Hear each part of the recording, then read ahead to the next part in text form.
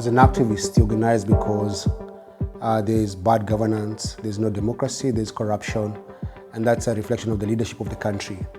I exist because of failed institutions. I exist because of bad governance. The work that I do is because of bad leadership. But if you have good leadership, then there'll be no need for activism. Africa is not food sufficient. Africa doesn't have refineries for its oil, doesn't have factories for its cocoa, tea, or coffee. But if we are able to build the factories and industrialize our countries, then Africa would actually not be poor anymore. Africa is the youngest continent in the world. And those people, that's the potential for the continent. Because if we use their energy and their potential, then we're going to industrialize the continent. So the potential is there, but we need to answer the question, do we have the leadership to lead that potential? We lack that.